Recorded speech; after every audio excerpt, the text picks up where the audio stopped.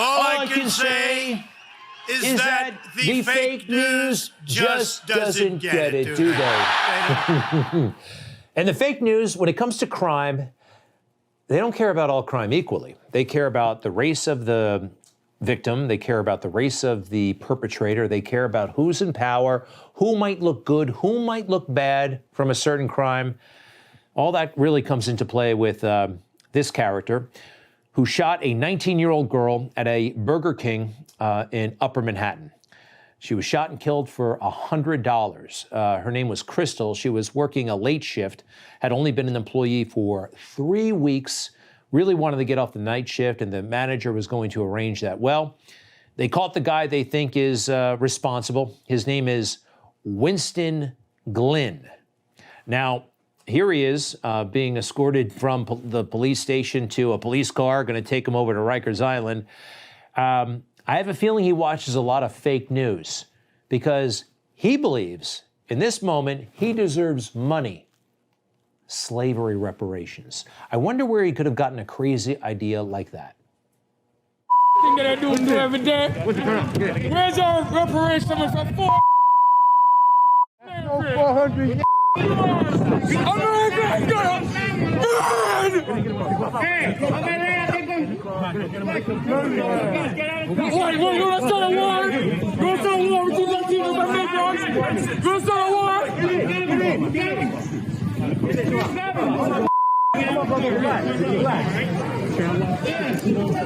Well, some of that was gibberish, but you may have heard him say, where are the reparations for 400 years of slavery?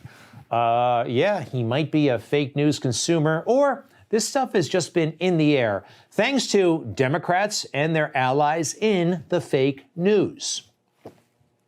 I support H.R. 40, which is the bill that has been proposed in Congress to establish a commission to look at reparations. It's $500 billion, $200 to $500 billion, payment of a debt that is owed. That is what reparations is.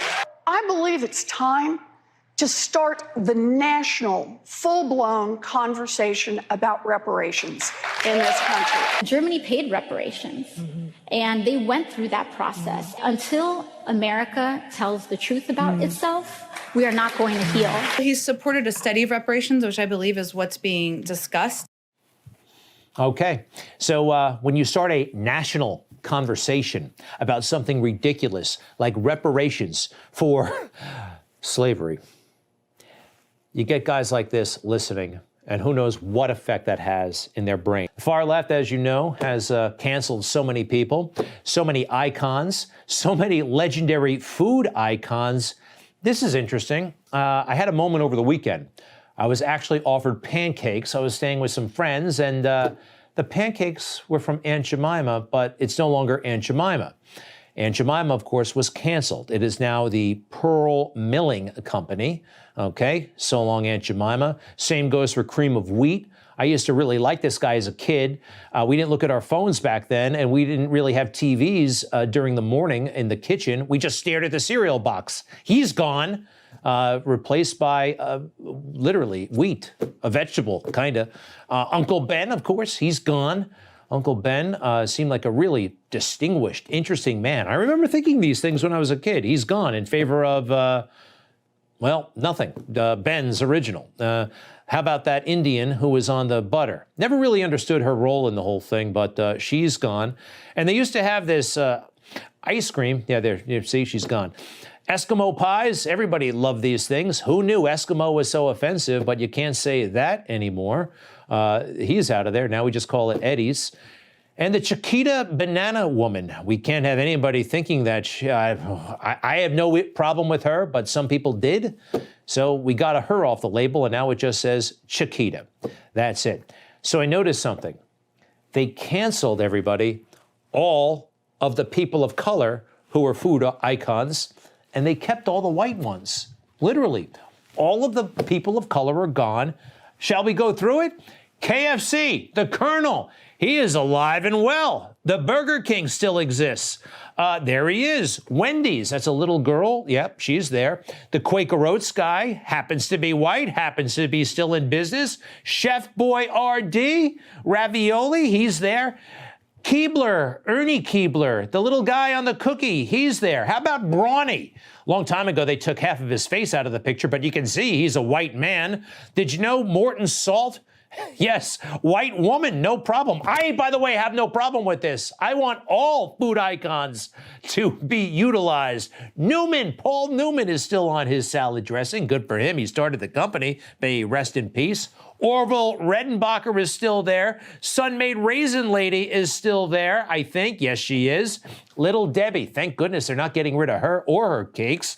Gerber Baby is still there. You notice anything? They got rid of the black ones. They're keeping the white ones. Uncle Sam. You can't mess with Uncle Sam, although I don't see him very much these days. Mr. Clean.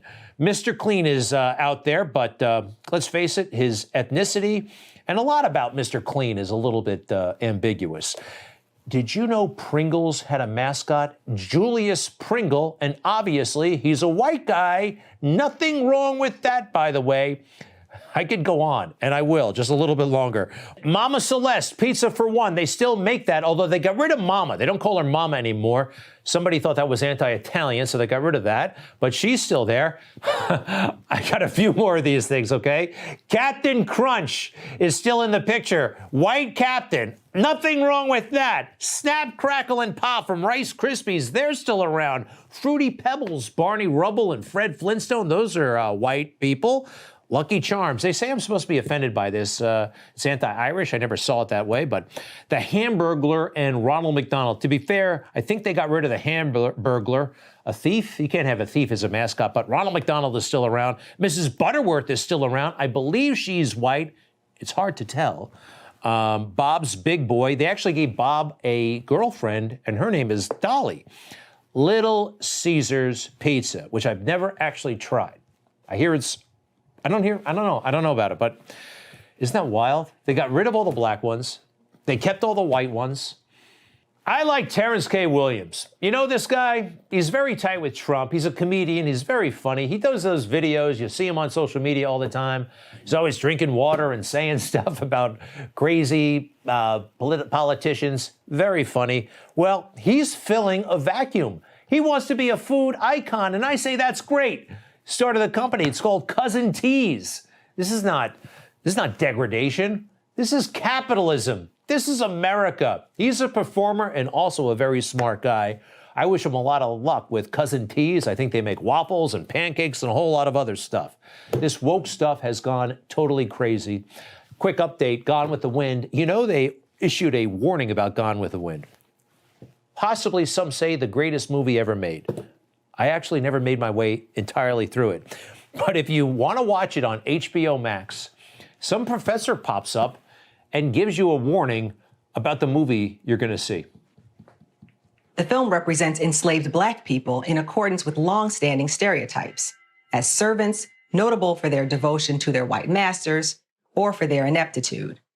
And the film's treatment of this world through a lens of nostalgia denies the horrors of slavery as well as its legacies of racial inequality. Not all stories are supposed to answer every single question or be all things to all people. They're going to suck the art. They're going to kill it if we let them get away with this.